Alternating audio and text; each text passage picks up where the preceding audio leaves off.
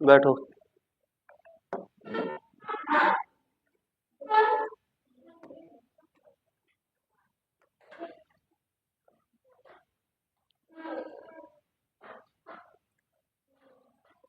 तो क्या चल रहा है? पेपर की तैयारी तो एकदम बेकार है।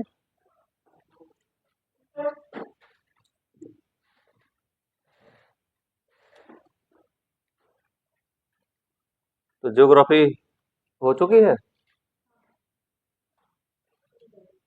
अरे नहीं पूछने वाले, तुम लोग इतना डर जाते हो। जैसे तुम लोगों को लगता है कि बस तुम लोगों से। इसको क्या हो गया, बोर्ड को? खराब हो गया?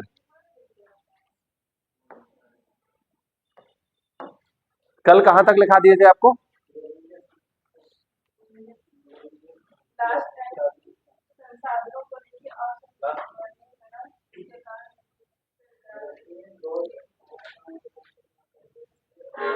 लिखिएगा आगे। तो कल हमने आपको बताया था रोहिंग्या समस्या के बारे में, जिसमें हमने आपको बताया था कि ये रोहिंग्या मुस्लिम समुदाय के लोग हैं, और जो वहां के मूल बौद्ध लोग हैं म्यांमार के।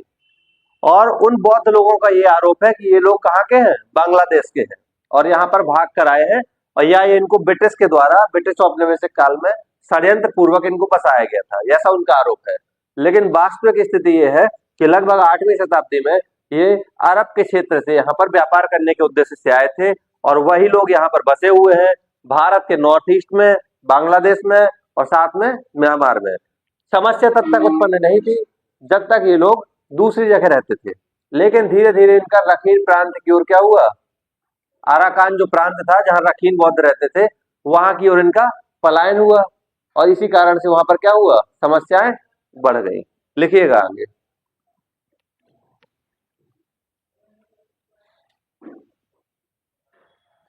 1982 में 1982 में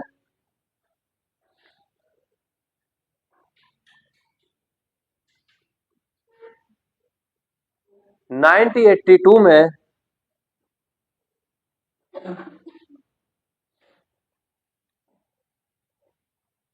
जुन्था या जुंटा सेना, ठीक है, लिख लीजिएगा। 1982 में जुंटा या जुन्था ने बेहद विवादित बेहद विवादित नागरिकता कानून प्रस्तावित किया।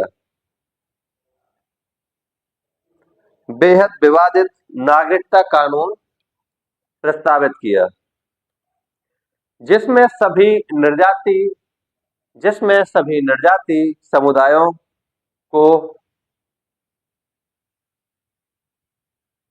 जिसमें सभी निर्जाति समुदायों को नागरिकता के लिए ये शर्त रखी गई नागरिकता के लिए ये शर्त रखी गई कि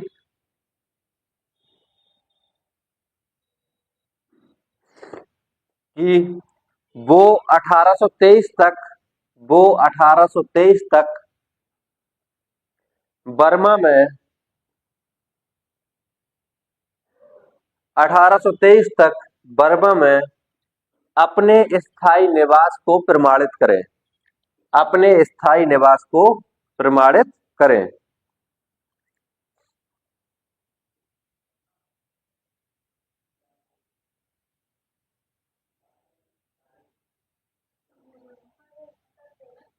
हाँ, सैन्य शासन था ना, तो वही हम बता रहे हैं कि बेसिकली। अभी लिख लीजिए, पहले आगे फिर समझाते हैं इसको। ये हो गया। दुर्भाग्यपूर्ण ये रहा कि दुर्भाग्यपूर्ण ये रहा कि रोहिंग्या के अलावा रोहिंग्या के अलावा अन्य सभी प्रमुख समुदाय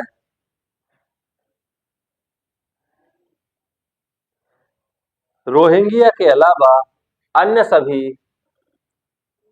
समुदाय को नागरिकता दे दी गई।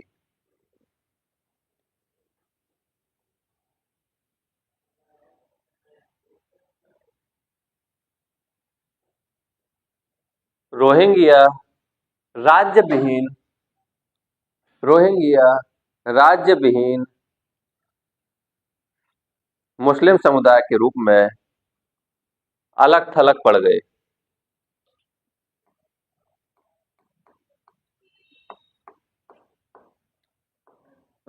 राज्य विहीन मुस्लिम समुदाय के रूप में अलग थलग पड़ गए।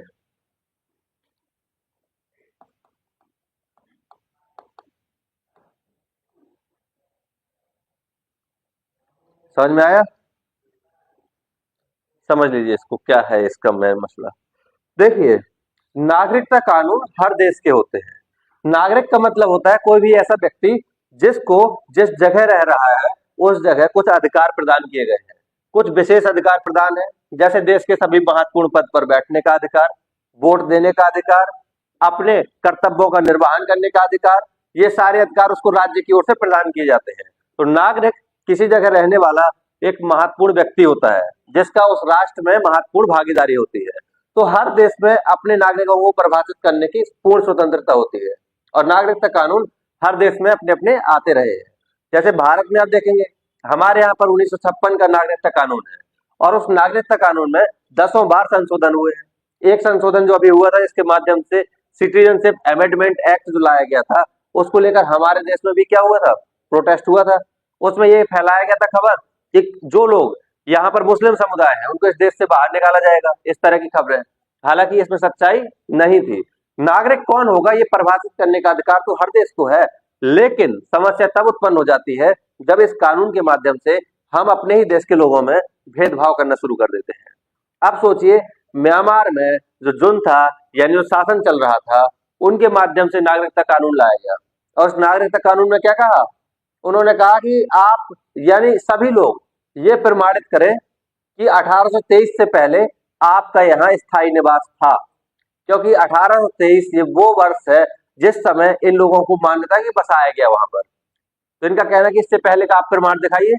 अब ये बताइए, आप ही से कह दिया जाए कि आप प्रमाण दिखाइए कि 300 साल पहले आपका यहाँ पर घर था, तो क्या आपके पास सारी चीजें रखी हुई है? नहीं रखी हुई है। और सबसे बड़ी दुर्भाग्यपूर्ण बात यह थी कि रोहिंग्या मुसलमानों के अतिरिक्त अन्य सभी लोगों को वहां की नागरिकता प्रदान कर दी गई और इनको इस बात पर छोड़ दिया गया कि आप जैसे जैसे प्रमाण दिखाएंगे कि 1823 में हम यहाँ पर रहते थे, वैसे आपको नागरिकता प्रदान कर दी जाएगी। यानी सीधे शब्दों में कहें तो रोहिंग्या को नागरिकता समाप्त करने या अपने देश से बेदखल करने का ये क्या था, तरीका था। और इसके बाद और अधिक प्रोटेस्ट होने लगे, विरोध हुए। अब विरोध को हिंसात्मक तरीके से दबाया गया। जिसको आप कहेंगे कि आप नागरिक नहीं रह जाएंगे, वो विरोध तो करेगा ना इस बात का, इतने समय से हम रह रहे हैं, हमारे पिताजी यहीं पर रहते रहे। अब हालांकि आपके पास कोई प्रमाण नहीं है, तो ये कुल मिलाकर एक विवादित कानून था और इसी के बाद से सारी समस्याएं शुरू हुई और इसी का सहारा लेकर जो रखीन बौद्ध थे उन्होंने इन पर अत्याचार किए। और आज रोहिंग्या ऐसी स्थिति में, जैसे हम कहते हैं ना किसी व्यक्ति को कि ना घर का ना घाट का, यानी ना तो उसका कोई घर है न रहने का कोई ठिकाना है, आज यहाँ तो कल वहां। ऐसा इंसान बहुत बेकार होता है। पता नहीं आज कश्मीर में घूम रहा, कल मध्य प्रदेश में, फिर उड़ीसा में, पता ही नहीं उसका कहाँ है। फिर ये इंसान, उसको किसी राज्य ने बताया नहीं कि हमारा नागरिक है या हमारा निवासी है। तो ऐसी स्थिति में पूरे रोहिंग्या समुदाय आज की स्थिति में स्टेटलेस, बड़ी खतरनाक होती है। स्टेटलेस का मतलब है कि आपका पूरी दुनिया में एक भी ऐसा देश नहीं है जिसको आप अपना घर कह सके। समझ में आ गया? बड़ी खतरनाक स्थिति होती है। ये पहचान होती है, जैसे हम लोग कहीं जाएंगे, हम कहेंगे वी आर इंडियन, ये हमारी आइडेंटिटी है।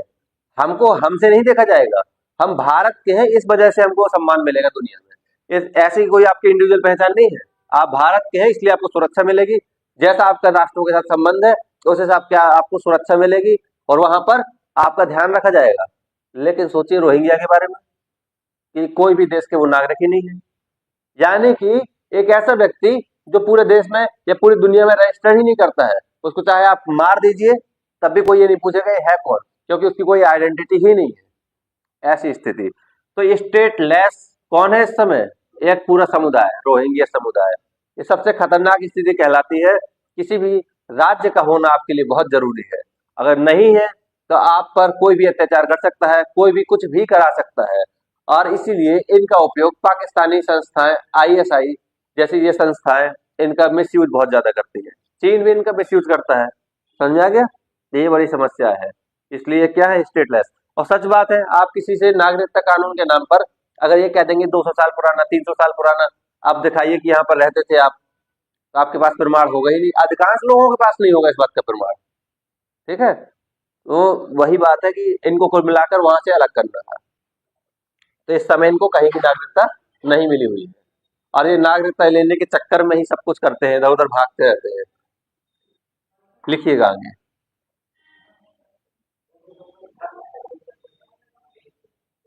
कौन? अब वो करने देंगे? धर्म में परिवर्तन इतना आसान नहीं होता है जितना तुम लोगों को लगता है। एक और बात है कि आप जिस धर्म से हैं, जिस धर्म से आपकी उत्पत्ति हुई है, उसको छोड़कर आप किसी भी धर्म में चले जाइएगा, आपके साथ वो धर्म हमेशा ही रहेगा। समझ में आ गया? आप अगर हनुमान जी के भक्त हैं, आप दुनिया का कोई धर्म अपना लीजिए, सुबह उठकर नाम उन्हीं का निकलेगा। समझ में आ गया? इतना आसान बताते हैं आपको कैसे। अफगानिस्तान में बौद्ध की सबसे ऊंची प्रतिमा थी, एक पहाड़ों में बनी हुई थी। हाँ, उसको वहां के तालिबानी लोगों ने विस्फोट के साथ गिरा दिया।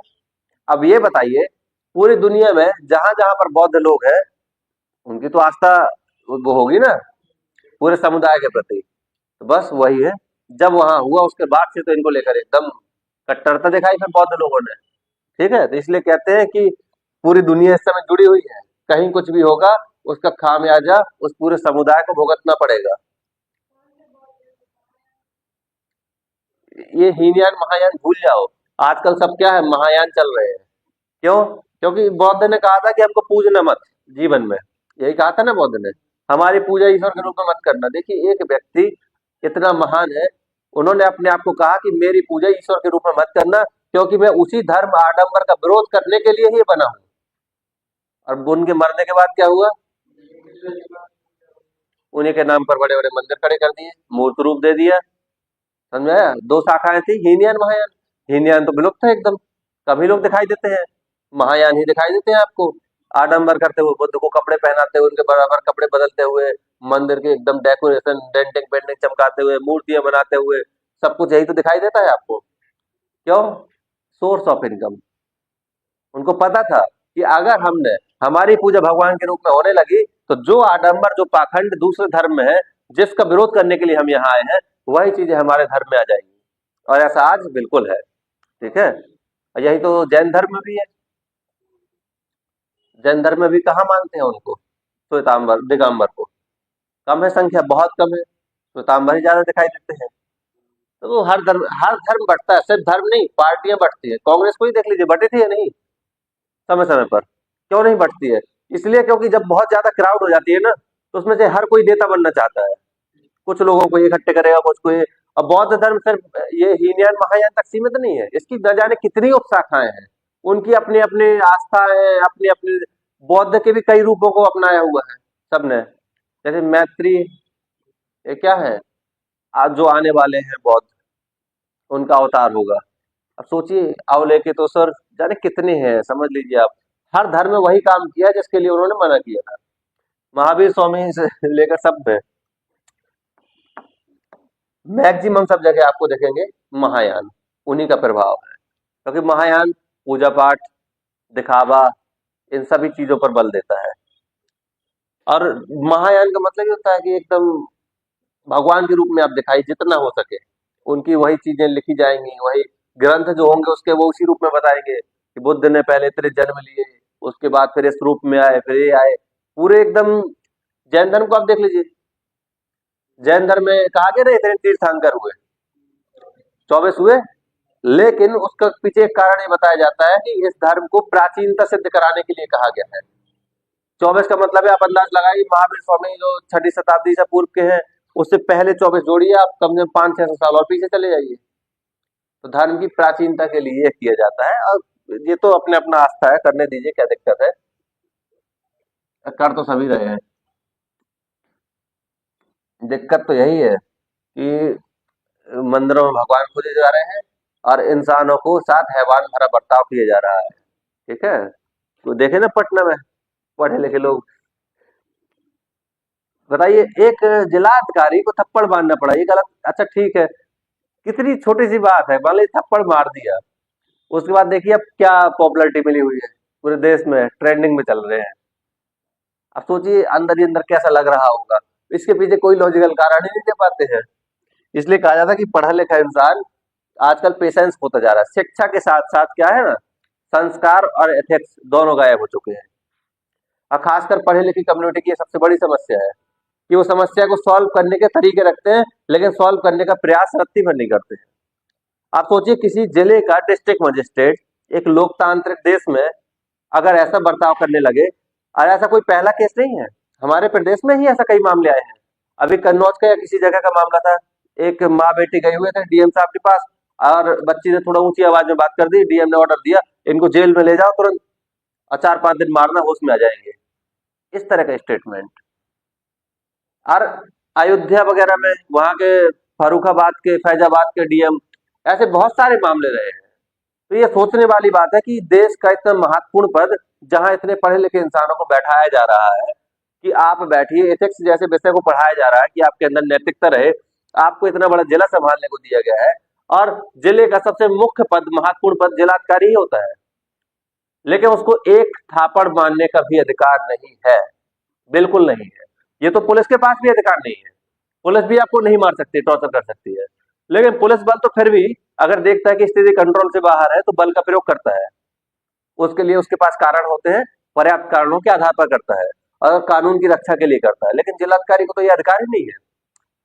अब सोचिए जिलाधिकारी ने इतना डिप्रेस, अब ये मतलब आप समझ सकते हैं कि तनाव की अवस्था रही होगी कि बच्चे प्रोटेस्ट कर रहे हैं, उसको बोलने नहीं दिया जा रहा है, उसको आई गुस्सा, उसने जो सामने मिला उसी को मारा। अब मारते ही नहीं है, उसके बाद धमकी दे देते हैं तुम्हारी फोटो खींच लेंगे। बताओ उस बच्चे पर क्या बीत रही होगी कि मैं एग्जाम देने आया था, मेरी फोटो खींच कर रख ली गई है, आप न जाने किस एंगल से मुझे क्या साबित कर देंगे। इतना तो पावर रहता ही है ना। ये बहुत बड़ी कमी है। हालांकि दरअसल सबसे बड़ा दोष यही है कि 75 सालों में भी हम वो व्यवस्था नहीं बना पाए हैं जो अंग्रेजों से मुक्त होने के बाद हमारे नेताओं ने कल्पना की थी। कल्पना ये की गई थी कि जो तानाशाह भरा दौर था उसको हम नौकरशाह में कन्वर्ट करेंगे।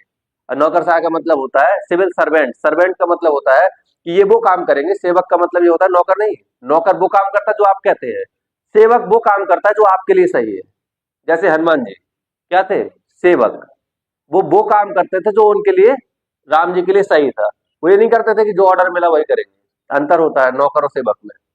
अब देखिए सिविल सर्वेंट जब इस तरह का बर्ताव करेंगे, मारेंगे किसी को, जातीय करेंगे, ओपन प्लेटफॉर्म पर अपशब्द बोलेंगे, या फिर किसी मामले में अगर गलतियां हुई हैं तो उन गलतियों को उजागर करने की जगह अपनी गलतियों को छुपाने की कोशिश करेंगे, तो क्या बीतेगी। मान लीजिए मामला उठा था ना, इतना बड़ा सेंटर है, बच्चों को पेपर लेट हुआ। पहली चीज तो ये है कि अगर आयोग ये प्रोटोकॉल देने लगे, इसका हवाला देने लगे कि जिस बच्चे को जितनी लेट पेपर मिलेगा उतनी देर तक एक्स्ट्रा समय दिया जाएगा, तो ये तो किसी भी रूप में सही ही नहीं है। क्योंकि पेपर की अगर वन टाइमिंग है तो एक ही समय पर सबको एक साथ वितरित किया जाना चाहिए, क्योंकि आपके पास स्टाफ पहले से पूरा है। और अगर किसी क्लासरूम में कॉपियां नहीं ठीक से पहुंच रही हैं, 190 कॉपी पहुंची, 280 कुछ लोग बैठे हुए हैं वहां, ये ये इसका क्या मतलब है। और आप ही तो कहते हैं कि जो भी कॉपियां पहुंचेंगी सबसे पहले वो पूरी सील पैक होंगी, और उसके बाद आप ही हवाला देते हैं कि नहीं ये तय है इसमें आयोग में कि आप एक ही रूम में सारी चीजें खोल सकते हैं बच्चों के सामने। क्या ये संभव है कि एक ही जगह आप बच्चों इतनी बिलात की बंडल रखे हुए हैं, बच्चों को दिखा रहे देखो बेटा सब ठीक है या नहीं, नहीं देख पाएंगे। इसलिए यूपी में होता है, अब हर क्लासरूम में चेक कराई जाती है।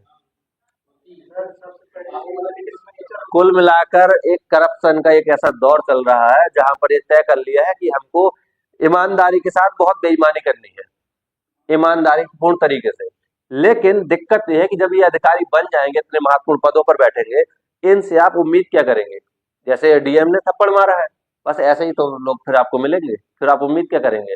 आप समस्याएं लेकर जिनके सामने जाएंगे वो आपकी समस्या को और बढ़ा देंगे।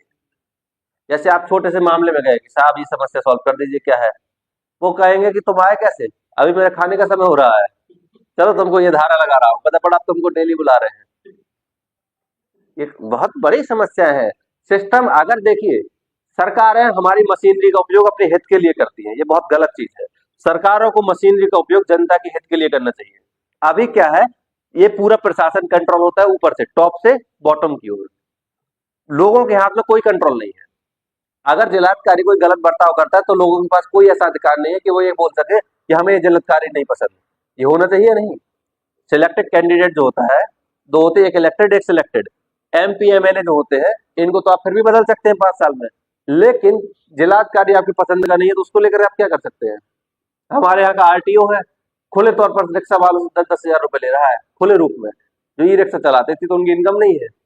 कोई ट्रैक्टर ले जा रहा है 50 हजार रुपए। अब बताइए, बुजुर्ग है, रिटायरमेंट की कगार पर है, जेब भर रहे हैं, क्योंकि 2 साल बाद रिटायर्ड हो जाएंगे। उसके बाद देखना भी तो है, पूरा बक्सा भरा होना चाहिए। तो आप तो ये कर दिए, इसका परिणाम कौन भुगतेगा? यही आम जनता। तो हमारा तंत्र ऐसा हो चुका है कि हम आम जनता के लिए है ही नहीं। सच बात ये है। हम लोगों ने एक ऐसा सिस्टम बना दिया है जो पूरा सपोर्ट करता है गवर्नमेंट को, और गवर्नमेंट उनको इतना फ्रीडम देती है, इतना फ्रीडम कि आप कुछ भी करो, बस हमारे पक्ष में करो, बाकी आप चाहे जो करो जनता में। ये अंग्रेजों वाली स्थिति है। जैसे अंग्रेज ऊपर से कहते हैं ना, कुछ भी करो, इतना हमको लगान चाहिए। अब वो व्यक्ति जो कलेक्टर है, वो चाहे आपको मारे, चाहे आपके एक एक अंग को बेच दे, इससे फर्क नहीं पड़ता। यही नियम था ना अंग्रेजों के समय में। राजस्थान सरकार एक ऐसा अधिनियम लाई हुई थी पहले। उसने कहा था कि किसी भी आरोप में कुछ नहीं कहा जा सकता है। अगर ट्रांसफर करना है, कुछ भी करना है, ये कौन तय करेगा? हम तय करेंगे। कोई भी आरोप लगेगा, हम तय करेंगे। इसका मतलब है कि अगर किसी पर आपने आरोप लगा दिया तो उसकी कोई जांच नहीं होगी, बल्कि ये कौन तय करेगा? मंत्री, नेता, ये बैठकर तय करेंगे कि आरोप सही है गलत। अब मान लीजिए वो जिलाधिकारी को बुलाया और कहा कि ये बताइए आप पर ये आरोप लगे हैं, तो कहेगा आप माफ कर दीजिए साहब, आप जो कहेंगे हम वैसा करेंगे।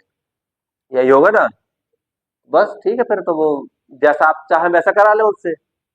इस तरह के नियम, मतलब ये लगता कि तानाशाही किस तरह से, जिसको हम ब्यूरोक्रेट्स कहते हैं, सिविल सर्वेंट कहते हैं, उनके अंदर पेशेंस ही नहीं बचा हुआ है आज। 2 मिनट में किसी से बात नहीं कर सकते हैं। फिर ऐसी पोस्ट में आते ही क्यों हो? दिक्कत तो ये है। क्या यहाँ कोई बीए वाला नहीं संभाल पाएगा? आईआईटी कर कर, एमबीबीएस करके, इतनी अच्छी अच्छी जॉब छोड़कर क्यों आते हो? दिक्कत तो यही है ना। इस पोस्ट में ऐसा व्यक्ति बैठा होना चाहिए जो चौबीसों घंटे अपने दे सके। दूसरी चीज, ऐसा व्यक्ति जो किसी भी परिस्थिति में एकदम नॉर्मल रहकर व्यवहार कर सके। तीसरी चीज, ऐसा व्यक्ति जो इम्पैथी का भाव रखता हो, सिंपैथी नहीं, इम्पैथी। इम्पैथी का मतलब होता है कि गरीबी को तरस न खाए, बल्कि ये फील करे कि वो कैसा महसूस कर रहा होगा। जैसे दो तरह के लोग होते हैं, एक व्यक्ति जिसका हाथ टूट चुका है और एक व्यक्ति जिसका हाथ नहीं टूटा है। उनके सामने एक व्यक्ति आ गया जिसका हाथ टूटा हुआ है, तो दोनों अलग अलग तरीके से व्यवहार करेंगे। जिसका हाथ टूटा है उसका व्यवहार एकदम रियल होगा। क्यों? क्योंकि उसने महसूस किया उस दर्द को। ये होती है एम्पैथी। सिंपैथी का मतलब होता है कि दूसरा व्यक्ति जिसका हाथ नहीं टूटा है वो कह देगा कोई नहीं, ठीक हो जाएगा, कुछ जरूरत हो तो बताना। ये सिंपैथी है। एम्पैथी वाला पूछेगा भैया दर्द बहुत हो रहा होगा, उठाते होंगे तो दर्द हो रहा होगा, है ना? क्यों? क्योंकि उसने महसूस किया है। यही चीजें हैं, सिंपैथी, एम्पैथी। लेकिन कौन क्या कर सकता है? और सबसे बड़ी विडंबना यह है कि हमारी सरकारें अधिकारियों का इस प्रकार से पक्ष लेने के लिए आ जाती हैं। अब पक्ष क्यों लेती है? उसके पीछे स्वार्थ है। चुनाव की सारी जिम्मेदारी होती है जिला कलेक्टर के हाथ में। आज हम पक्ष लेंगे, कल वो हमारा साथ देगा। इसीलिए जिलाधिकारी एकदम सुरक्षित महसूस करते हैं। हर जगह का हाल यही है। पूरा एकदम प्रशासन को कुशासन बना दे रहे हैं। लेकिन इसका नुकसान सभी को है। क्या नेता रिटायर्ड नहीं होते, मंत्री रिटायर्ड नहीं होते हैं? बाद में कोई इज्जत नहीं करता इनकी। खुद ही अधिकारी नहीं करते हैं इज्जत। यही हाल है। और दूसरे अधिकारी जो एकदम शांत है, विनम्र है, वो ये सब चीजें नहीं कर पाते हैं, चापलूसी। तो वो बेचारे ट्रांसफर ही खाते रहते हैं जो ईमानदार है। उन्हें यहाँ से वहां भेजा, पूरा देश भ्रमण करा देते हैं। आज असम में घूम रहे हैं, कल कर्नाटक में। 6-6 महीने में उनके बच्चों का भविष्य एकदम तबाह हो जाता है। न पढ़ पाते हैं बच्चे, न कुछ। समझ में आया? अभी ऐसे ऐसे अधिकारी ने तो एक एक पूरा 20 साल के कार्यकाल में 40-50 ट्रांसफर हुए, समझ सकते हैं? नाम पर सर्च कर लेना, एक दो नहीं है, काफी है ऐसे नाम। 40-50 ट्रांसफर, अब समझ सकते हैं? यानी कि किसी जगह 3-4 महीने से ज्यादा वो टिके ही नहीं। अब 3-4 महीने उनके बच्चे एडमिशन लेते होंगे और उसके बाद थोड़े शुरू शुरू करते होंगे, पढ़ते होंगे, उतने दोस्त बने, पता पड़ा फिर नई जगह आ गए, फिर नई जगह आ गए, फिर नई जगह। ये समस्याएं होती हैं। इसलिए ये लोग भी सरकार के फेवर में रहते हैं कि चलो कम से कम स्थिर होकर तो रहेंगे, क्योंकि भागना कोई नहीं चाहता। ट्रांसफर आपको लगता होगा कि क्या बिगड़ा, यहाँ से वहां कर दिया, ऐसा नहीं है, बहुत कुछ बिगड़ जाता है ट्रांसफर में। सारे नेटवर्क खत्म हो जाते हैं। एक अधिकारी जो एक जिले में 2 साल रहा, उसकी व्यवस्था बन चुकी थी पूरा, उसको समझ में आ गया था पूरा जिला, सुकून था। लेकिन जब दूसरी जगह भेज दिए, और दूसरी जगह कहाँ, ऐसी जगह ट्रांसफर करते हैं जहां आपको सबसे कम व्यवस्थाएं मिलेंगी। ठीक है, ऐसा हाल है। लिखिएगा, चलता रहता है, क्या कर सकते हैं। अब एक सोचिए, जेई जेई साहब का एक मैटर आया था, एक डीएम सीधे सीधे कह रहे थे बुलाओ उसको, कहाँ है, उसको इसी नाले में गाड़ दूंगा, जेई को। आप समझ सकते हैं, जेई मतलब इंजीनियर होता है, अच्छा खासा उसका भी रुतबा होता है, वो भी पढ़ लिख कर आया है, उसको आप कह रहे बुलाओ उसको इसी नाले में, वही नाला था, कह रहे इसी नाले में गाड़ दूंगा। उसके बाद सफाई क्या दी, जब मीडिया आजकल सोशल मीडिया एक्टिव है, सफाई दी कि मैं तो भ्रष्टाचार से तंग आ गया हूँ, मैं जब भ्रष्टाचार को देखता हूँ तो मेरा खून खौल जाता है, इसलिए मेरे से शब्द निकल गए थे। पटना के डीएम ने क्या सफाई दी, पटना के डीएम ने कहा कि वहां बहुत क्रिटिकल स्थिति थी, एक व्यक्ति जो थे उनको हार्ट अटैक आया था, और उनको जान गंवानी पड़ी अस्पताल में, इसलिए मैं टेंशन में था। मतलब पटना जिलाधिकारी को उसकी चिंता थी कि वहां हार्ट अटैक आया, उसको लेकर तो वैसे भी गए हुए थे, पहले ही चले गए थे सभी लोग, और उस समय शांति भी थी पूरी व्यवस्था में, लेकिन वो थप्पड़ मारना खल जरूर गया होगा। अफसोस होता है, बाद में होता है, शुरुआत में एग्रेसिव होकर निर्णय ले लेते हैं, उसके बाद अफसोस रह जाता है ना। ऐसा नहीं कि वो ये करना चाहते हैं, हो जाता है। दिक्कत ये है कि मीडिया, हमने कहा ना, मीडिया से पावरफुल कोई नहीं है देश में, सबसे मजबूत होती है मीडिया। अगर मीडिया चाह ले, सिर्फ मीडिया ये चाह ले कि हमको देश का विकास करना है, बाकी सब कुछ भूल जाइए, पूरे देश का डेवलपमेंट हो जाएगा सिर्फ मीडिया के चाहने से। लेकिन दुर्भाग्य है कि मीडिया सही स्थिति में नहीं है। हालांकि आजकल स्टूडेंट के मुद्दे को ठीक ठाक उठा रही है, जहां कहीं भी प्रोटेस्ट होता है, अब मीडिया अगर नहीं होगी ना सपोर्ट में स्टूडेंट के, तो ये मान लीजिए पुलिस प्रशासन आपको 10 मिनट के अंदर खदेड़ देगा हर जगह से। मीडिया ही सबसे बड़ी ताकत है, इसलिए पुलिस से लेकर मंत्री नेता सब मीडिया से डरते हैं, इसलिए जो टॉप लेवल पर है वो मीडिया को खिलाते हैं कि आप मांगिए तो कितना चाहिए आपको। मीडिया भी कहती है चलो ग्राउंड पर जाकर रिपोर्टिंग करने से अच्छा है स्टूडियो में जब बैग के बैग आ रहे हैं तो कौन जाए, न्यूज भी भेजी जाती है, बैग भेजा जाता है और न्यूज भेजी जाती है, ये न्यूज आपको पढ़नी है। अगर रियल दिखाने लगे ना मीडिया, तो उद्धार हो जाएगा। समझ में आ गया। मीडिया से ज्यादा पावरफुल कोई नहीं होता किसी भी देश में, अगर लोकतंत्र है तो मीडिया से ज्यादा पावरफुल कोई नहीं है। चीन वगैरह में सरकार ही मीडिया है, तो वहां पर कोई सवाल ही पैदा नहीं होता। वहां सोशल मीडिया पर आप कुछ नहीं कर सकते चीन में, यहाँ पर खबर डाल देते हैं ना आप, वीडियो बनाकर, वहां ये सब नहीं चलता है, वहां ये डालेंगे देशद्रोह, और देशद्रोह की सजा जेल नहीं है, सीधे डेथ, हर जगह। रूस में, वहां भी यही सेम स्थिति है, वहां तो सरकार के विरोध में, देखा नहीं पुतिन साहब ने अपने आप को, जब तक उनकी इच्छा न होगी जब तक नहीं छोड़ेंगे पद, संविधान में संशोधन करके ऐसा प्रावधान कर दिया 2036 तक। जब शुरुआत में बने थे कहते बस 10 साल मुझको चाहिए, उसके बाद अंदर की इच्छाएं जागी, संविधान में संशोधन करके 2036 तक मैं ही रहूंगा। हो रहा था वो प्रयास, देश में वो भी संभावनाएं थी जिसको आप कह रहे हैं, ऐसा भी हो सकता था, लेकिन दुर्भाग्य से ये बहुमत ही पहले डाउन हो गया। इसलिए ध्यान रखिएगा, लोकतंत्र में जब भी पूर्ण बहुमत की सरकारें आई हैं, इतिहास गवाह है इस बात का, जब लोकतंत्र में पूर्ण बहुमत की सरकारें आती हैं तो किसी भी डिक्टेटरशिप से ज्यादा खतरनाक स्थिति होती है। क्यों? क्योंकि डिक्टेटरशिप में जो व्यक्ति ये काम कर रहा है उसको आपने वोट नहीं दिया है, वो अपनी इच्छा से कर रहा है, लोगों के अंदर आक्रोश हो सकता है उसको लेकर, लेकिन डेमोक्रेसी में आपने लीगल तरीके से वोटिंग करके उस व्यक्ति को ये अधिकार दिया है कि वो जो चाहे वो कर सकता है। इसलिए कहा गया है, जो राजनीतिक वेत्ता होते हैं वो कहते हैं कि लोकतंत्र में पूर्ण बहुमत की सरकार अगर चाह ले तो उससे ज्यादा तानाशाही कोई दिखा नहीं सकता है। ठीक है, इमरजेंसी भी इसी का स्वरूप है, इसलिए वहां पूछना नहीं पड़ता ना किसी से, वहां जनता ने आपको चुना है, इतनी सीटें दी हैं, आप जो चाहे वो कर सकते हैं, संविधान में संशोधन कर सकते हैं अगर आपके पास पूर्ण बहुमत है इस तरह का, तो कोई रोकने वाला ही नहीं है आपको। ठीक है, लिखिएगा।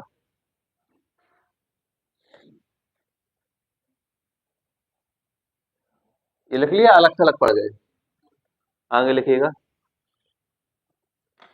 भारत हेडिंग दीजिएगा, भारत पर इसका प्रभाव, यानी हमारे देश में क्या इसका प्रभाव पड़ा। भारत पर इसका प्रभाव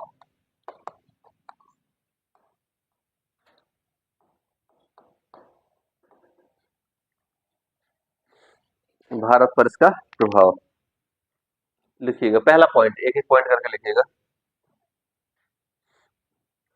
लिखिएगा इन 8 लाख रोहिंग्या मुस्लिमों का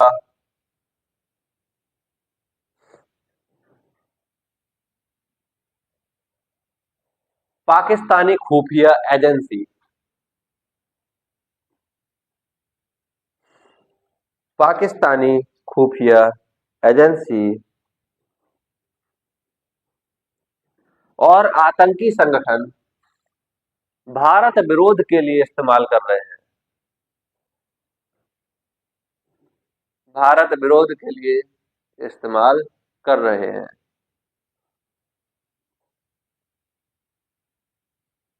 आगे लिख लीजिए example Mahabodhi blast. Mahabodhi blast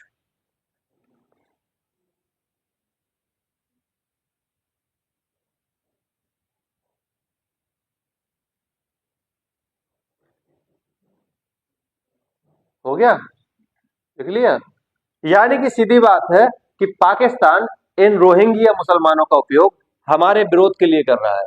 वहां की जो खुफिया एजेंसी है आईएसआई, ये इनको क्या करती है, टारगेट देती है। इनकी कुछ बेसिक नीड होती है, उनको पूरा करने के उद्देश्य से इनको, अच्छा ऐसा नहीं कि अपने यहाँ बुला ले, कि अगर इतना ही प्रेम उमड़ रहा है तो इनको शरण दे दे अपने देश में, वो नहीं करेंगे। इनका उपयोग कैसे करेंगे कि देखो अगर तुम लोग यहाँ रहोगे तो तुम्हें यहाँ मार दिया जाएगा, ये कर दिया जाएगा, इससे अच्छा रास्ता है कि हम तुम्हारा ये बनवा देंगे, सब चीजें करा देंगे, तुमको यहाँ का नागरिक बना देंगे, लेकिन तुमको करना क्या है, ब्लास्ट करना है, अराजकता फैलानी है। तो इसी का परिणाम है महाबोधि ब्लास्ट। महाबोधि ब्लास्ट में यही लोग तो थे रोहिंग्या। उसी के बाद हमारी चिंता बढ़ी कि आखिर इन लोगों को हम शरण दे रहे हैं, ये लोग किसी भी समय हमारे देश के लिए खतरनाक हो सकते हैं। आज तो किसी जगह विशेष में फैले हुए हैं, कल दिन पूरे देश के अलग अलग कोने में फैले होंगे। ठीक है, लिखिएगा। और देखिए देशभक्ति यूं ही नहीं आती है, देशभक्ति बहुत बड़ी चीज होती है। आपको लगता होगा किसी भी देश में जाकर आप चिल्लाने लगे कि मैं अमेरिकन हूँ, अमेरिका ही मेरे माता है, ये है, वो सब नहीं होता है। देशभक्ति इंटरनली आती है। आप जिस देश में रहते हैं, जिस देश में आप रहकर, जिस देश में आपकी परवरिश होती है, जिस देश में आपके जैसे लोग आसपास रहते हैं, एटमॉस्फेयर रहता है, आप वहाँ की कल्चर को फॉलो करते हैं, तब जाकर आपके अंदर वो देशभक्ति आती है, वो नेचुरल होती है। ये रोहिंग्या है, ये आ गए हैं, क्या इनको कोई भारत माँ से कोई मतलब है, या हमारे तिरंगे से, हमारे संविधान से? इन्हें कोई मतलब नहीं है। ये सिर्फ इसीलिए बैठे हुए हैं क्योंकि इनको अपने मूल देश से भगा दिया गया है।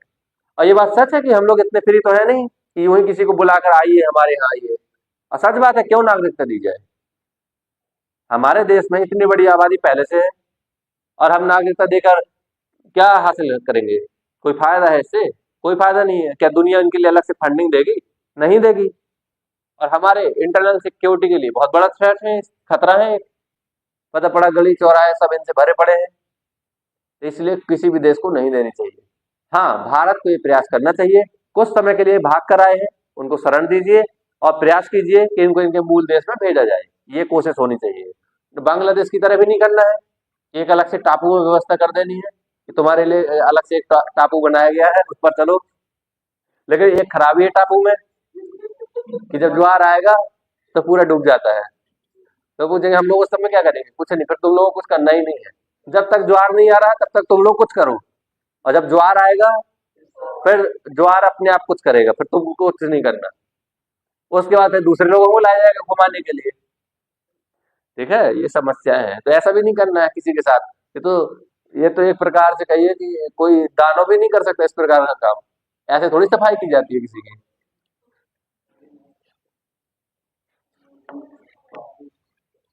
वो ऐसे ही आइडिया देता है एक पाकिस्तान। हाँ, वो कभी कभी लड़ाई कुछ मुद्दों को लेकर चलती रहती है। जैसे भारत बांग्लादेश के बीच एक विवाद था, एक आइलैंड हुआ करता था जिसका नाम था न्यू मूर आइलैंड। ये दरअसल आइलैंड बना हुआ था ब्रह्मपुत्र नदी और गंगा नदी के द्वारा। जो मिट्टी लाई गई थी, अवसाद लाए गए थे, उन सब के जमाव से इस आइलैंड का निर्माण हुआ था। बांग्लादेश अपना दावा करता था, भारत अपना दावा करता था। कुछ समय बाद देखते देखते 2004 में सुनामी आई, ये आइलैंड ही गायब हो गया। आइलैंड गायब हुए तो विवाद खत्म हो गया। अब कोई नहीं कहता कि वो मेरा है, वो मेरा है। समझ में आ गया? तो कुछ कुछ विवाद नेचर खुद खत्म कर देता है कि तुम लोग लड़ क्यों रहे हो, ना तुम्हारा ना तुम्हारा, ये तो मेरा बनाया हुआ है। और सुनामी में समाप्त हो गया। ऐसा होता रहता है बेवजह के विवाद। लिखिएगा, किसी दिन कोई देश ही ना खत्म हो जाए। पता पड़ा मॉलडीव्स वगैरह पूरे डूबे हुए हैं। ये बहुत बड़ा क्राइसिस होगा। कुछ द्वीप ऐसी स्थिति में है जहां जल स्तर एकदम टच होने लगा है उसको। थोड़ा सा भी अगर बढ़ा तो बस गए। मॉलडीव्स हो गया। कौन? सिर्फ एक नहीं, बहुत सारे द्वीप है जो छोटे छोटे आइलैंड है, सब पर खतरा मंडरा रहा है कंटिन्यू।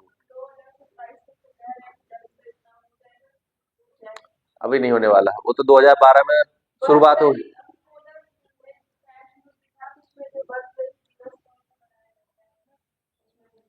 देखो एक बात बताए, दुनिया खत्म होने का भय तुम लोगों को इसलिए दिखाया जाता है ताकि तुम लोग संसाधनों का जो दोहन कर रहे हो इसको रोक दो। इसलिए 2012 से पहले तक, 2012 अंतिम डेट है। इसके बाद इंसान नहीं जिएगा। कारण क्या बताया, लॉजिक क्या था इसके पीछे?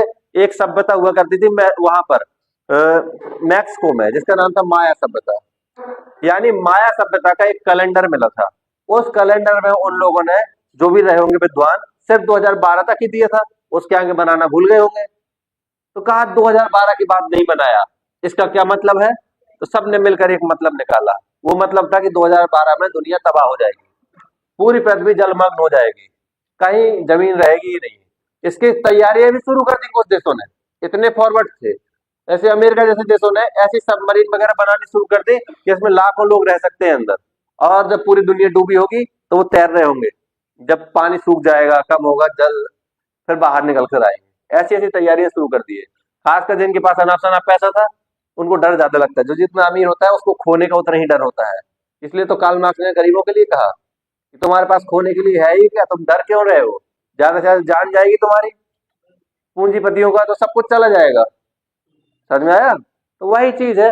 इसीलिए कहा गया कि 2012 में ही मन नहीं भरा, मूवियां आ गई, सब कुछ आ गया, मूवियों ने अच्छी कमाई कर ली, 2012 भी निकल गया। उसके बाद कहा अब एक एस्ट्रॉयड गिरने वाला है, अंतिम दिन है पृथ्वी का। ऐसा हर साल कोई ना कोई दिन आता है जो अंतिम दिन होता है। लेकिन ब्रह्मांड में भी इतनी शक्ति नहीं है कि इस पृथ्वी को तबाह कर सके। समझ में आ गया? ये पृथ्वी इतने नालायकों से भरी पड़ी है कि इसको कोई तबाह नहीं कर पाएगा। इसको कोई तबाह कर ही नहीं सकता है। इस पृथ्वी में रहने वाले लोगों ने दूसरे ग्रहों को तबाह करना शुरू कर दिया है। हम लोग हम लोग उन लोगों में से हैं जितने बड़े बड़े ग्रहों को एक छोटे से जमीन पर बना देते हैं कि ये 9 ग्रह है। मात्र 50 रुपए में हम किसी भी ग्रह की दशा दिशा बदल देते हैं। इसका प्रभाव तुम पर है, चलो 4 महीने है, अभी घुमाते हैं इसको, इसका प्रभाव खत्म। अब तुम लोगों को लगता है कि हम लोग इन छोटे छोटे ग्रहों से डरने वाले हैं? 9 ग्रह, हम लोग 9 बनाते हैं कॉलम, हम लोगों ने 8 नहीं किया आज तक। जो ज्योतिष शास्त्र है 9 ही बनाते हैं। एक छोटी सी टेबल होगी, उसमें पंडित जी 9 ग्रह बना देंगे, ये रहे 9 ग्रह। 8 क्यों नहीं किए? 8 में बैलेंस नहीं बनता है। 9 मतलब इस तरह से पूरा बनेगा चौकोर। ये अब 8 में उन्होंने कहा ये प्लूटो है, इसको हटा दिया। उन्होंने कहा नहीं, ये हमारे में रहेगा। अभी दुनिया में आप हटा दीजिए, हमने इसको हटाएंगे। हमारे लिए क्यों? बैलेंस बिगड़ जाएगा। फिर या तो कहा कि 2 और हटाइए तब बनेगा काम। तो कहा नहीं, एक ही हटाना है अब। हाँ, तो वही बात है। लग रहा है कि इस धरती को कोई तबाह कर पाएगा। डायनासोर तबाह हो गया, सोचिए इंसान डायनासोर से ज्यादा खतरनाक है। डायनासोर तबाह हो गया, इंसान को कोई खत्म करके तो दिखाए इस धरती से। बढ़ते ही जा रहे हैं, 8 अरब, 9 अरब, 10 अरब, अनुमान है 11-12 अरब हो जाएंगे। डायनासोर होते तो संभालते लोगों को। डायनासोर को इसलिए तो मारा है, हमको तो लगता है कि किसी एस्ट्रॉयड ने नहीं मारा होगा डायनासोर को, इंसानों ने ही चुन चुन कर मारा होगा कि अगर ये रहेगा तो हमारे जो पीढ़ियां आ रही है उनको रोक देगा, इसलिए पहले इनको मारते हैं, उसके बाद फिर जनसंख्या बढ़ाते हैं। इंसान है सब। देखा नहीं, एक बाघ को, एक एक बाघ गलती से एक जगह घुसाया, वहां के आम जनता ने उस बाघ को बंधक बना लिया। अब क्या कहोगे? एक शराब पी हुए व्यक्ति चिड़ियाघर के अंदर घुस गया, शेर के सामने खड़ा हुआ है। अब मजा आला कि शेर उसको मार दे। अब बताओ, तुमको लगता है कि इंसान तबाह होगा इस धरती से? ऐसी कोई शक्ति नहीं है दुनिया में जो इंसान को यहाँ से समाप्त कर पाए। इंसान तभी समाप्त होगा जब इंसान चाह लेगा कि अब मुझे समाप्त होना है। उसके अलावा दूसरा उसको खत्म करने का कोई रास्ता है ही नहीं। और इंसान हर कोशिश करता है जीने की, मरने का उसका कोई ख्याल नहीं रहता, वो सब बेकार की बातें हैं, कुछ एब्सेक्शन होते हैं। तो इंसान अधिकांश जीने की कोशिश करते हैं, समझ में आया? तो वही बात है, इसलिए इसका चिंता मत करो, ये पृथ्वी अनंत चलने वाली है। सूर्य भी चलेगा, हम लोग पृथ्वी की आयु नहीं निर्धारित कर रहे हैं, हमने सूर्य की बता दी। सूर्य लगभग 15 लाख साल तक और चलेगा। हम हर ग्रह की बता देते हैं कि ये ग्रह बृहस्पति पर जो तूफान है लगभग 1.78 मिलियन ईयर वर्ष बाद शांत हो जाएगा। अब सोचो हम लोग इतनी दूर की भविष्यवाणी कर देते हैं। अच्छा पूछा जाए पृथ्वी कब तक चलेगी? नहीं, पृथ्वी तो चलती रहेगी, इसका थोड़ी खत्म होना है। एक ही तो ग्रह है जहां पर हम लोग रह सकते हैं। और छोड़ो, यहाँ तो हम लोग तो कृत्रिम रूप से बाहर भी व्यवस्था करने लगे हैं कि अगर कुछ संकट मान लीजिए आ भी गया तो अपने को नहीं मरने देना है। चंद्रमा हो गया, मंगल हो गया, यहाँ भी जाया जाएगा। ठीक है, बस इंसान की थोड़ी सी सीमाएं हैं। जैसे अभी हम लोगों को मंगल ग्रह तक जाना है तो हम लोगों को इतने फास्ट गति वाले विमान बनाने पड़ेंगे कि वहां तक कम समय पहुंच पाए। अगर इंसान का बस चलता तो धागा में बांधकर मंगल को भी पृथ्वी के पास ले आता कि उतना दूर क्यों हो, यहाँ आओ, पास में आओ हमारे।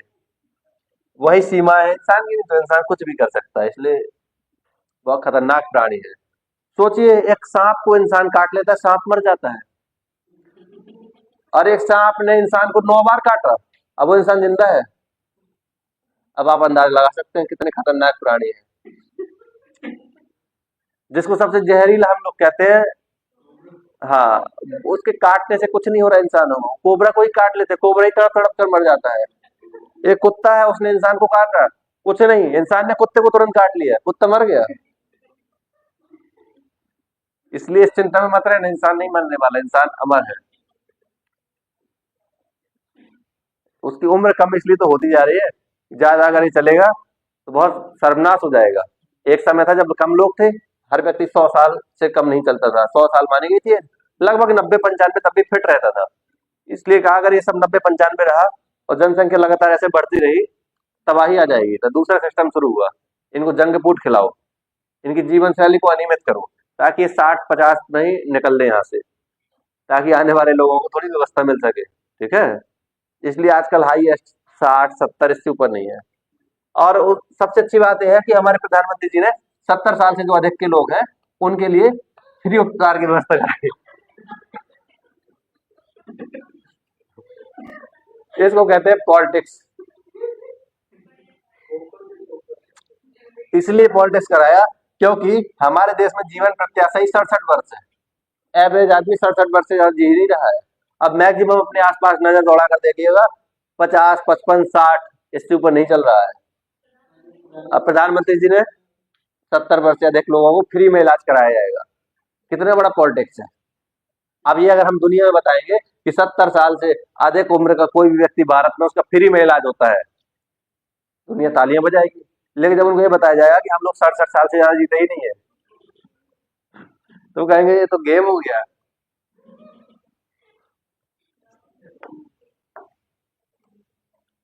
यही लोकतंत्र होता है, चीजों को ऐसे बताया जाता है ना आपको कि आपको लगता है कि कितना बड़ा काम हुआ है। अब मान लीजिए अगर प्रधानमंत्री जी ये कह दे कि जो भी 30 वर्ष से अधिक उम्र के युवा है उनको 5 साल की गारंटेड जॉब मिलेगी, सब युवा खुश। लेकिन सवाल ये है कि जो 30 साल तक उन्होंने पढ़ाई की है उसके बाद भी उनको 5 साल के लिए जॉब मिल रही है, तो उसका क्या करेंगे वो जॉब का? समझ में आ गया? किसानों को 2,000 रुपए मिलेंगे, किसानों को 2,000 रुपए, महिलाओं को 1,000 रुपए मिलेंगे। इस सबसे क्या हो रहा है?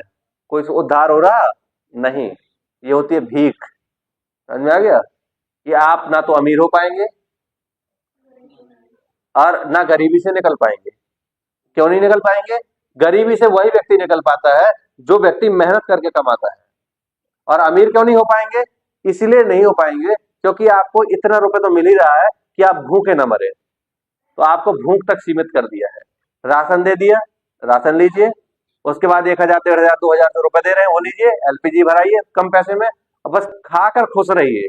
ये मत सोचिए कि देश का विकास कैसे करना है, ये सब कोई जरूरी नहीं है। आप सोचिए कि अपना विकास कैसे करना है। बस खाना, खाना बना, खाया, आराम से सोए, कोई दिक्कत नहीं है। ये बहुत गलत चीज़ होती है किसी भी देश के लिए। शिक्षा, स्वास्थ्य के अंतर्गत अगर कोई भी चीज़ फ्री दी जा रही है तो ये श्राप है। हाँ, दी जानी चाहिए तो स्कॉलरशिप दीजिए आप स्टूडेंट को, उनकी पढ़ाई फ्री कीजिए पूरा। अगर वो करियर कहीं बनाना चाहते हैं, किसी फील्ड में विदेश जाना चाहते हैं, उसके लिए आप उनको अच्छा रुपए दीजिए। और अगर वो कुछ नहीं कर पाते हैं जीवन में, तब भी उनको एक मिनिमम सिक्योरिटी दीजिए, क्योंकि उन्होंने इतना समय इस चीज के लिए दिया है। ये सब लेकिन कोई करेगा ही नहीं। समझ आ गया? हाँ, वही हो रहा है। अब एक युवा है प्रधानमंत्री, जैसे कोई मन की बात वगैरह जो चल रही थी, इस नई युवाओं का सम्मेलन चल रहा था, बच्चों को बुलाया गया था परीक्षा पर चर्चा शायद। एक युवा पहुंचे, हाँ, तो उन्होंने कहा युवा ने कि अब युवा ही हम कहेंगे, हमारे तो वो युवा ही है। उन्होंने खड़े होकर पूछ दिया कि माननीय प्रधानमंत्री जी, कंसंट्रेशन कैसे करें पढ़ाई में, होता ही नहीं है। अब वो युवा थोड़ा उम्रदराज थे, तो प्रधानमंत्री जी का जो एक लाइन है, उस लाइन से आप समझ जाएंगे। उन्होंने कहा कि क्या आप भी अभी पढ़ाई करते हैं? समझ में आया? आप भी अभी पढ़ाई करते हैं, इसका मतलब है कि तुम पढ़ते ही जा रहे हो। इनकी ये सोच है। अब वो बेचारा करे तो क्या करे। उसके बाद पूरे देश में वीडियोस का वायरल हो रहा। पता नहीं क्या उसको जरूरत थी पूछ रही, ना पूछता कोई और सवाल पूछ लेता, ये पूछ लेता प्रधानमंत्री कैसे बने।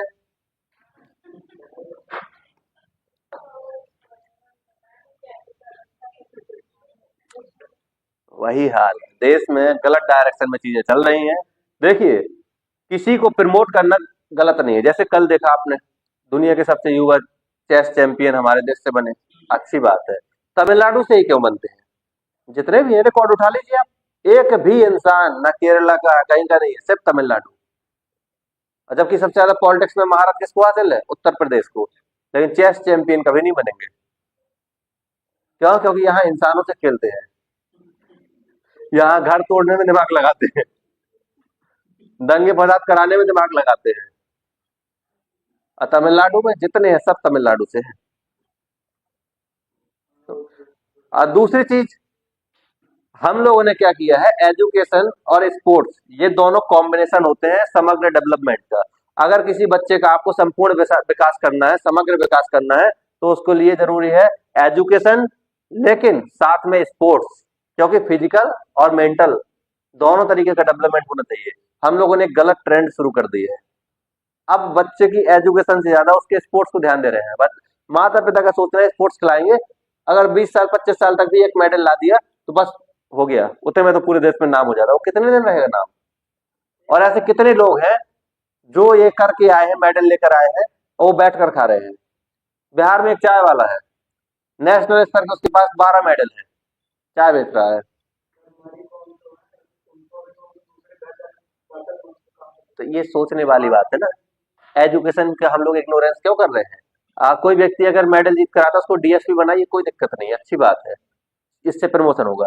लेकिन पढ़े लिखे लोगों की जगह आप भ्रष्टाचार करके डीएसपी बनाएंगे, ये तो गलत है ना। यही चीज है, सिस्टम ऐसे सुधरेगा नहीं। सिस्टम में सुधार बिना दृढ़ इच्छा शक्ति के नहीं हो सकता है। और करप्ट लोग हर जगह बैठते जा रहे हैं, और एक करप्ट आदमी बैठकर अपने जैसे 50 करप्ट लोगों को पैदा करेगा। क्यों? एक अधिकारी अगर करप्ट है, आपने उसको घूस दी, आप जिस पद पर जाएंगे आप फिर घूस लेंगे, इसमें कोई डाउट नहीं है। वही व्यक्ति ईमानदार बन सकता है जिसके साथ जीवन में ईमानदारी हुई है। अगर आपको कहीं 1 रुपए बेईमानी का नहीं देना पड़ा है तो आप ईमानदार बनेंगे। लेकिन अगर आपने कहीं पर भी घूस दी है, आप ईमानदार बनेंगे इसकी संभावना बहुत कम है। समझा गया? जैसे कोई व्यक्ति पुलिस डिपार्टमेंट के शिकार हुआ, पुलिस ने उसको कभी पीटा, वो पुलिस डिपार्टमेंट में जाएगा, पूरी जिंदगी कई लोगों को पीटेगा। समझा गया? ये चलता रहता है। इसलिए एथिक्स पढ़ाई जाती है कि पढ़ो, समझो क्या है वास्तविकता। इसलिए गांधी जी ने कहा था, आंख के बदले आंख पूरे संसार को अंधा कर देगी। किसे? टीचर दो कारणों से मारते हैं, उसके पीछे कारण बता रहे हैं। पहली चीज होती है कि थोड़ा सा किसी भी बच्चे के अंदर फियर होना जरूरी है। क्योंकि फियर आपको क्या करता है, जैसे देश है, अगर कानून नहीं होगा हमारे देश में, स्वतंत्रता सिर्फ दे दी जाए, तो आप क्या करेंगे? स्वतंत्रता के साथ उद्दंडता करेंगे, अपनी स्वतंत्रता के साथ साथ दूसरे की स्वतंत्रता का हनन करेंगे। तो स्कूल में आपको ये सिखाया जाता है थोड़ा सा स्ट्रिक्ट होकर कि आपको फ्रीडम है, आप चीजें पूछ सकते हैं, लेकिन उसके साथ साथ सलीके से आप पूछिए। एक ये तरीका है। दूसरा तरीका और खतरनाक है, दूसरा तरीका यह है कि टीचर के पास खुद नॉलेज नहीं होता है, आपकी बातों के जवाब नहीं होते हैं, और टीचर को ये सिखाया नहीं गया कि अगर आपके पास जवाब नहीं है तो ये कोई बहुत बड़ी बात नहीं है, क्योंकि टीचर कोई कंप्यूटर नहीं है, टीचर कोई गूगल नहीं है जिस पर सर्च कर सके। टीचर का सिर्फ इतना काम होता है कि आपको डिफिकल्ट चीजों को आसान भाषा में समझा दे। ये जरूरी नहीं कि तुरंत पूछे तुरंत समझाए, कल समझा सकते हैं, एक सप्ताह बाद समझा सकते हैं। इसके लिए टीचरों में क्या होना चाहिए? पेशेंस। लेकिन टीचर को वहां इंसल्ट फील होती है। क्या होती है? Insult feel. जैसे आपने हमसे चीजें पूछी, हमको नहीं पता तो हम कहेंगे कल बता देंगे, ये तो ठीक है, इसमें कोई दिक्कत नहीं है। दिक्कत तब है जब हम आपकी बात को ये ले लें कि नहीं ये तो मेरी इंसल्ट है, फिर दूसरा तरीका क्या करेंगे? आपसे पूछना शुरू कर देंगे कुछ भी। यानी एक तरह से आपको इस तरह का माहौल देंगे कि आप भविष्य में क्वेश्चन पूछे ना, ऐसा फियर पैदा कर देंगे। तो यहाँ टीचर गलत है। अब प्राइमरी स्तर पर जो भर्ती होते हैं वो इसी प्रकार के हैं। मैक्सिमम कुछ अच्छा काम करते हैं, अधिकांश लोग तो सिर्फ इसलिए जाते हैं कि बैठकर आराम से जीवन कट जाएगा बस। ठीक है। सरकारी स्कूलों में कितने पढ़ते हैं? अच्छा, सबसे बड़ी बात है कि जो सरकारी स्कूल में टीचर है वो अपने बच्चों को क्यों नहीं सरकारी स्कूल में पढ़ाते, वो क्यों प्राइवेट में पढ़ाते हैं? क्या उनको अपने ऊपर डाउट है? अपने ऊपर ही तो है, तभी तो नहीं पढ़ाते हैं। वरना इतनी पढ़ाई करके, इतने टफ कंपटीशन क्वालिफाई करके आप पहुंचे हैं, इसका मतलब है कि आप कहीं अच्छे योग्य हैं। लेकिन वास्तविकता क्या है कि आप करना ही नहीं चाहते हैं। आपकी योग्यता सिर्फ सिलेक्शन तक थी। सिलेक्शन तक देखिएगा ग्राफ बढ़ता है, सिलेक्शन के बाद योग्यता का ग्राफ डाउन होता है, और जब रिटायरमेंट की अवस्था आती है ना, तो आपको अधिकांश शिक्षक चैनी खैनी खाते हुए दिखाई देंगे, तंबाकू मलते हुए दिखाई देंगे, बैठकर टेबल के ऊपर लात धरे हुए दिखाई देंगे, क्लास की जगह अपसेंट दिखाई देंगे, घर में बैठे होंगे बच्चों से पानी भरवा रहे होंगे, इस तरह की चीजें करेंगे। तो इनका यहाँ आते आते इनका एकदम मंद बुद्धि हो जाती है। कुछ अच्छे होते हैं, ऐसा भी नहीं है। हमारे यहाँ का कॉलेज इस मामले में बहुत अच्छा है, वहाँ बड़े डिसिप्लिन है, पंचुअलिटी है उनमें, क्लास लेते हैं, क्लास अगर खाली, क्लास एक भी खाली नहीं रहने की, गवर्नमेंट कॉलेज ही है। होता है, सबका अपना अपना होता है, ये टीचरों पर डिपेंड करता है। देखिए यही चीज है। प्राइमरी का तो नहीं पता, लेकिन 9 से लेकर 12 तक क्या पढ़ाते हैं, ऐसा नहीं है। जितना वो कर सकते हैं वो करते हैं, बहुत जगह। लेकिन जो प्राइमरी वाला सिस्टम है वहां तो एकदम लापरवाही है। और सबसे ज्यादा इंप्रूवमेंट कहाँ होना चाहिए? प्राइमरी में। सबसे ज्यादा जरूरी प्राइमरी का इंप्रूवमेंट है, बाकी तो बात की बात है। 9 10 के स्तर आते आते बच्चा खुद समझदार हो जाता है, उसको थोड़ा सा हिंट मिल जाएगी टीचर से, वो हो जाता है। लेकिन बचपन में कोई नहीं पढ़ाता है, क्यों? उनको डर ही नहीं है। बात वही है। लिखिएगा, दूसरा पॉइंट लिखिएगा। ये लिख लिया? उत्तर पूर्व में, दूसरा पॉइंट, उत्तर पूर्व में आसाम में बांग्लादेशी मुसलमानों, उत्तर पूर्व में आसाम में बांग्लादेशी मुसलमानों और हिंदुओं के बीच संघर्ष, तेज लिखिए, बांग्लादेशी मुसलमानों और हिंदुओं के बीच संघर्ष गंभीर स्थिति रखता है, इसे रोहिंग्या संकट और गंभीर बना सकता है, इसे गंभीर स्थिति रखता है, इसे रोहिंग्या संकट और गंभीर बना सकता है।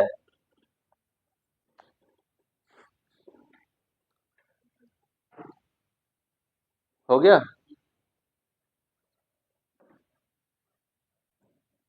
ये है हमारा पड़ोसी जो इस समय अलग स्थिति में, ये है आसाम। तो यहाँ एक नदी निकलती है, आती है, जिसका नाम है ब्रह्मपुत्र। नदी के आसपास का मैदानी क्षेत्र होता है। तो यहाँ से एक बहुत बड़ी आबादी ऐसी है कि यहाँ जिस समय पाकिस्तान का अधिकार था, यानी ये पाकिस्तान के अंतर्गत आता था, तो यहाँ से बहुत बड़ी आबादी यहाँ की ओर भागी, पलायन की, आसाम की ओर। वो इतना ही नहीं, 1971 का जो वॉर था उसमें भी यहाँ से बहुत बड़ी आबादी आसाम की ओर भागी, और आसाम में ही ये लोग रहने लगे हैं। तो ये बांग्लादेशी मुस्लिम है, और इनके कारण वहां तनाव, वैसे भी स्थिति गंभीर है।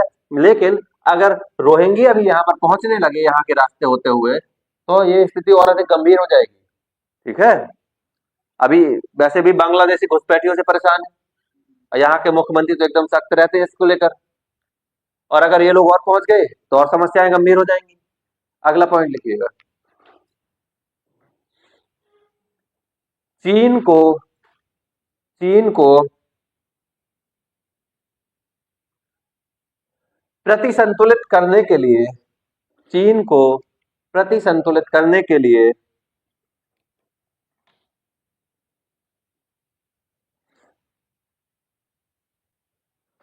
चीन को प्रतिसंतुलित करने के लिए भारत आसियान देशों के बीच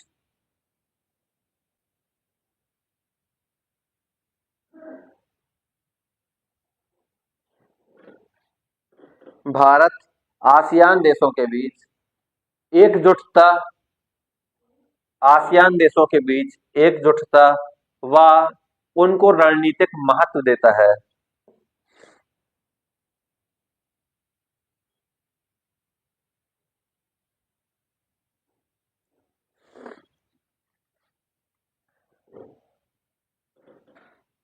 हो गया। आगे लिखिएगा, इसी में फुल स्टॉप लगा कर लिखिएगा। रोहिंग्या संकट के संदर्भ में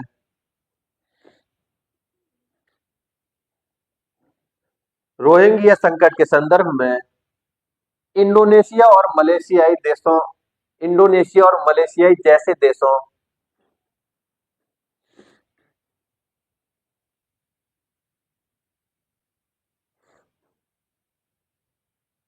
के बीच मनमुटाव बढ़ा है।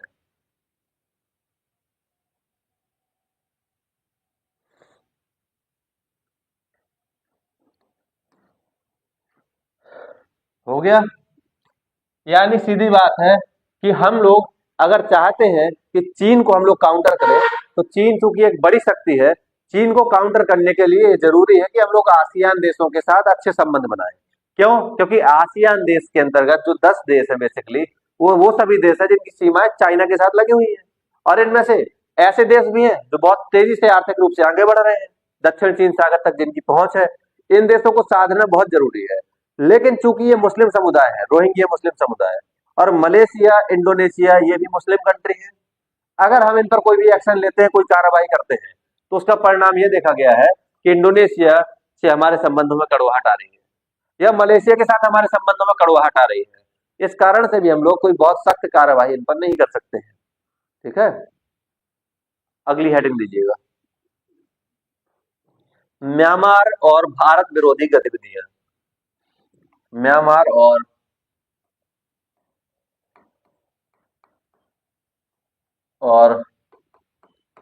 भारत विरोधी गतिविधियां।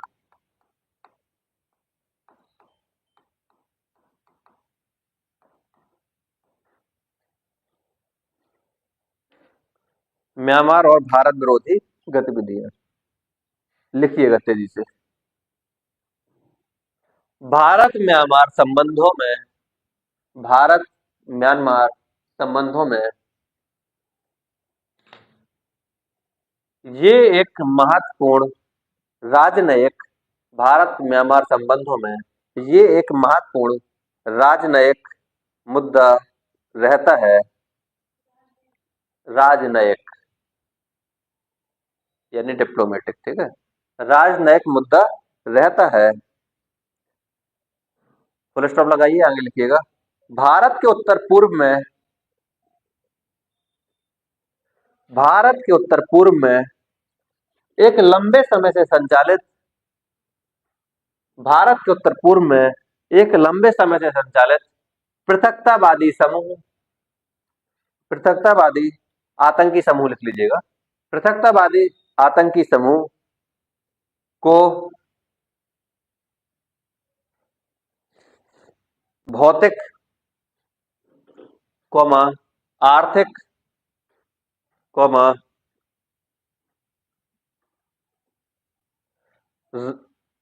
राजनीतिक सहायता उपलब्ध कराने में म्यांमार की बड़ी भूमिका रही है। म्यांमार की बड़ी भूमिका रही है।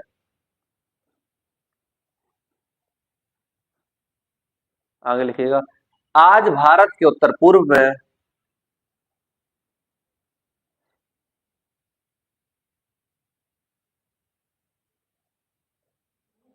आज भारत के उत्तर पूर्व में वहां संचालित वहां संचालित अलगाववादी आंदोलन, आज भारत के उत्तर पूर्व में वहां संचालित अलगाववादी आंदोलन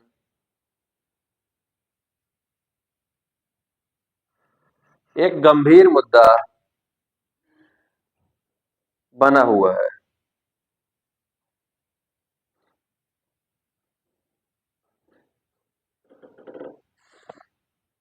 आगे लिखिएगा, फुल स्टॉप लगा के लिखिएगा। म्यांमार अफगानिस्तान के बाद अफीम उत्पादन में म्यांमार अफगानिस्तान के बाद अफीम उत्पादन में दूसरा स्थान रखता है।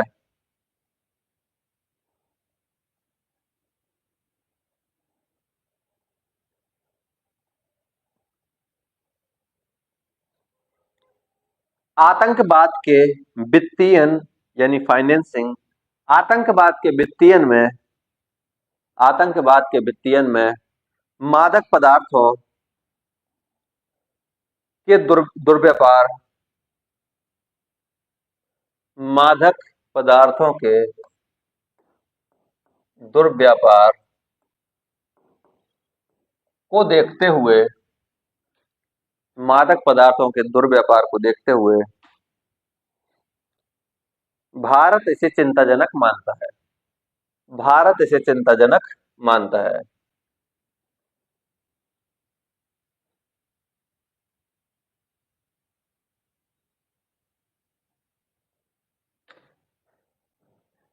लिख लिया ना, इसको थोड़ा समझ लीजिए।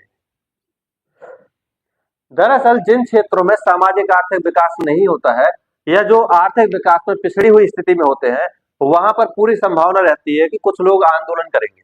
और वो आंदोलन दो तरह से होता है। एक, कुछ लोग पार्टियां बनाएंगे, राजनीतिक पार्टियां चुनाव लड़ेंगे, चुनाव के माध्यम से जीतकर वहां विकास करना चाहेंगे। दूसरे लोग होते हैं जो सरकार विरोधी गतिविधियां चलाते हैं, जिनको हम लोग कहते हैं आतंकवादी, अलगाववादी या पृथकतावादी। हालांकि इन सबकी परिभाषाएं अलग अलग है। बेसिकली उत्तर पूर्व में पृथकतावादी आंदोलन चलते रहे या अलगाववादी। पृथकतावादी का मतलब है कि हमको एक अलग राज्य बनाइए, अलग देश बनाइए, इस प्रकार की मानसिकताएं वहां चलती रही है। ये नॉर्थ ईस्ट का क्षेत्र चूंकि सामाजिक आर्थिक दृष्टिकोण से काफी अधिक पिछड़ा हुआ है, सांस्कृतिक दृष्टिकोण से यहाँ पर विविधता बहुत ज्यादा है। इन सब कारणों से क्या हुआ कि म्यांमार के माध्यम से इनको यहाँ पर अस्थिरता पैदा करने के लिए बहुत अधिक सहायता मिलती रही। भौतिक सहायता का मतलब है, जैसे मान लीजिए ये क्षेत्र है, ये है हमारा नॉर्थ ईस्ट, ये है म्यांमार। अब यहाँ पर किसी ने आंदोलन चलाया, उग्रवादी प्रदर्शन किया और भागकर यहाँ चले गए, तो हमारी सेना थोड़ी सीमा पार कर सकती है। आंदोलन यहाँ किया, उपद्रव यहाँ किया और भाग यहाँ गए, अस्थिरता हमारे देश में। तो ये होता है भौतिक। तो भौतिक सहायता के साथ साथ आर्थिक सहायता, राजनीतिक सहायता, सभी प्रकार की सहायता इनको प्रदान की गई। यानी कोई बड़ा नेता है जिसका यहाँ प्रभाव है स्थानीय स्तर पर, पता पड़ा वो भागकर म्यांमार चला गया, तो उसको आप पकड़ेंगे कैसे? उसका प्रभाव तो है यहाँ, लेकिन भागकर कहाँ चला गया? म्यांमार चला गया। तो इन सब कारणों से चीन ने इसका बड़ा फायदा उठाया। चीन अपने देश से इस म्यांमार के रास्ते बहुत अधिक अस्थिरता यहाँ पैदा करता रहा है। चीन का मकसद ये था कि इस क्षेत्र में जितना अधिक अस्थिरता होगी, जितना विकास कार्य अवरुद्ध होगा, उतना आसान हमारे लिए ये हो जाएगा कि इस चिकन स्नेक के पास से यहाँ पर हम लोग सेना को उतारकर इस पूरे क्षेत्र को भारत से अलग कर सकेंगे। और ये चिकन स्नेक आज भी हमारे लिए बहुत बड़ी समस्या है। क्यों? क्योंकि हमारा जुड़ाव यहाँ बहुत सीमित है, इसलिए हम म्यांमार जैसे देशों के साथ भी सहयोग कर रहे हैं, जबकि वहां पर सैन्य शासन लगा हुआ है। और सैन्य शासन वाली स्थिति में चीन का दरअसल कोई पॉलिसी नहीं है। चीन ये नहीं देखता कि आप सैन्य शासन लगाए हुए हैं या आपके यहाँ लोकतंत्र है या राजशाही है। चीन सिर्फ अपने पास से फेंकता है। चीन की कोई आइडियल विचारधारा नहीं है, उसको मकसद है सिर्फ अपने उद्देश्य को पूरा कराने से। यहाँ पर अगर सैन्य शासन है, चीन के लिए और भी अच्छा है। भारत तो अपने लोकतांत्रिक मूल्यों के कारण उसके साथ बेहतर बर्ताव नहीं कर पाएगा, आमने सामने हम बुला नहीं पाएंगे। देखा अभी कोई नहीं बुलाया ना हम लोगों ने, म्यांमार ना प्रधानमंत्री आते हैं ना कोई आता है। कारण बड़ा सिंपल सा है, सैन्य शासन लगा हुआ है। लेकिन क्या चीन को जाने में कोई हेजिटेशन है? कोई हेजिटेशन नहीं है उसको, वो कहीं भी जा सकता है। तो यही चीज है कि इस पूरे के पूरे क्षेत्र में अस्थिरता पैदा करने का प्रयास होता रहा है। और अफीम जो कि मादक पदार्थ है, गरीबी फैलाने में सबसे ज्यादा महत्वपूर्ण भूमिका किसकी है? मादक पदार्थ, नशा, ये सब चीजें हैं। क्यों? एक बार आपको एडिक्टेड हो गए, लत लग गई आपको, तो जो आपको बेचने वाला है वो लाभ कमाएगा, लेकिन जो इसको खा रहा है उसके घर का पूरा पैसा वहां जाएगा।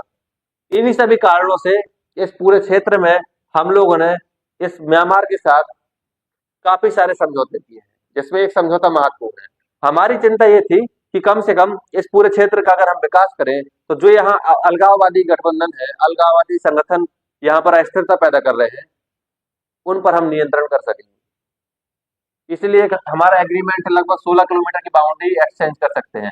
यहाँ रहते हैं नागा समुदाय। नागा कोई एक समूह नहीं है, बल्कि 16-17 जनजातियों का एक मिला जुला समूह है, जिसको नागा नाम से जाना जाता है। उसी के बेस पर नागालैंड इसका नाम है। लेकिन ये समूह सिर्फ यहाँ नहीं रहता है, यहाँ भी रहता है। और जब दोनों देशों के बीच सीमा विभाजन हो गया, सीमा का निर्धारण हो गया, तो इनके लिए सबसे बड़ी चुनौती बनी, और इन्होंने मांग कर दी कि अब हमको नागालैंड के दो टुकड़े नहीं, बल्कि एक राष्ट्र चाहिए, जिसका नाम होगा नागालैंड, जिसमें हम सिर्फ नागा समूह रहेंगे। तो इस बात को ध्यान में देखा कि इनकी मांग इसलिए भी जायज है क्योंकि ये लोग एक दूसरे दो देशों में बट चुके हैं, और इनको ऐसा लग रहा है कि हमारी संस्कृति पर आघात किया जा रहा है। तब समझौता किया कि काम करते हैं, इनको फ्रीडम देते हैं, इनको आने जाने से सेना नहीं रोकेगी, ये एक दूसरे की सीमाओं में आ जा सकते हैं। इसलिए जब हमने म्यांमार में स्ट्राइक की थी 2011-12 के टाइम पर, उस समय इसी समझौते को आधार हमने बनाया था और कहा था कि हम लोग आ जा सकते हैं। रात में 3 बजे हम लोग घुस गए वहां पर स्ट्राइक करने। क्यों? ये लोग क्या करते थे, कैंप यहाँ बनाए हुए होते हैं, अलगाववादी आतंकवादी सब, और सुबह खा रुकते यहाँ पर है, और सुबह बढ़िया नहा धोकर पूजा पाठ करके निकल आते हैं यहाँ उपद्रव करने के लिए, और शाम होकर फिर कहाँ पहुंच जाते हैं, यहाँ निश्चिंत होकर। क्यों? क्योंकि सीमा के पार है। तो हम लोगों ने रात में 3 बजे बढ़िया तरीके से कि आराम से सो, उस समय हम लोगों ने यहाँ पर स्ट्राइक कर दी। एयर की जरूरत नहीं है, यहाँ सर्जिकल स्ट्राइक किए थे सीधे सीधे। ठीक है, समझ में आ गया? क्यों? क्योंकि ये पूरा का पूरा जो क्षेत्र है ये बड़ा खतरनाक है। अफीम उत्पादन में देख रहे हैं, तो अफगानिस्तान के बाद दूसरे, मतलब भारत का सरदर्द तो यही है। सर में देखेंगे तो पाकिस्तान है और चाइना है, और दोनों हाथों की ओर देखेंगे तो एक हाथ में क्या है, म्यांमार अफीम लिए हुए बैठा है, और दूसरे साइड भी अफगानिस्तान है, अफीम लिए हुए बैठा हुआ है। इन सब ने तो बर्बाद कर रखा है, और पाकिस्तान उस अफीम को फेंकता है कि तुम लोग खाओ आराम से, तुम लोग खुश रहो। नशा वाला इंसान वैसे भी खुश रहता है, देखिएगा उसको हर जगह पड़े मिलते हैं। और इन नशे वालों ने जो वास्तव में बीमार होता है उसकी और स्थिति खराब कर दी है। अगर आज किसी को मिर्गी आ जाती है ना, तो उसको कोई उठाने नहीं जाता है। वीडियो छोड़ो, दिक्कत यह है कि सबको लगता है कि वो नशा करके पड़ा होगा। हर जगह गली चौराहे सब में पड़े होते हैं, लेटे होते हैं। आज इसको कौन कोई देखिए, जो नशा कर रहा है ऐसा नहीं कि उसकी मदद नहीं की जानी चाहिए। बाकी कल संडे के बाद मंडे आता है। ठीक है, हेलो।